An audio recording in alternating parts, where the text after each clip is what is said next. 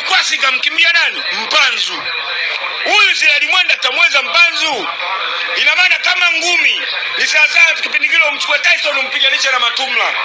Yaani Mpanzu ni Tyson, Abu Matumla kakaangu ni nani? Ni Israeli Mwenda. Abu unaambia hapa ndio ulingoni. Hivi Matumla atapanda? Ndipo alipokimbia Yanga sasa. Ikiwa fullback namba 2 wa timu ya Almasi ni timu ya taifa ya Misri, kamshindwa kumkaba Mpanzu. Namba 2 wa timu ya taifa ya Tunisia West Fractional kashindwa kumkaba Mpanzu. Namba 2 wa klabu Konstantini wa timu ya taifa ya Tunisia ya Algeria kashindwa kumkaba Mpanzu. Yaani mafurubeki yote ukanda unapo wameshindwa kumkaba Mpanzu. Israeli Mwenda hata timu ya taifa hajawahi kunusa. Kalitwa mara moja tu akafunga goli lake la faulu. Anaweza kumkaba Mpanzu. Mpanzu anakabika. South Africa mabeki wale mijitu ya huko hiyo imeenda hewani imeshindwa kumkaba Mpanzu.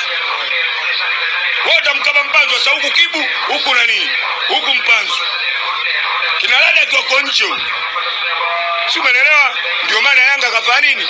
Sasa mechi umekimbia wewe, alafu wewe ndio unatoka unaenda kushtaki. Hivi una akili kweli wewe? Pale GBC 4 wanacheza. FIFA washatoa maagizo. Rudini kwenye chama chenu cha mpira, hatuna mamlaka. We don't have any permission. Si umeelewa? Kuamua hii kesi rudini kwenu. Si umeelewa? Sasa TFF kwani wamesema? Dabi ipo. Wao wameandika plana zao hatuchezi. Dabi ipo. Umeelewa? Ina maana FIFA wameshaagiza, washaambia TFF. Na kama TFF wamepost ile jana usiku. Alo pangeni tarehe haraka. Mpanzu analalamika anatusumbua kila kukicha anampigia simu rais wa FIFA. Yanga ananikimbia. Bwana huyu ananisumbua. Pangeni mechi tarehe ya mechi. Kwa hiyo mechi ipo. Kwa Simba wameshinda kesi kiufupi. Simba tumeshinda kesi. Kwani pale kamshtaki nani? Unakuwa mshtaki bodi ya ligi. Pale wamemshtaki Simba kwa sababu pointi 3 walikuwa wanashtaka kwa nani?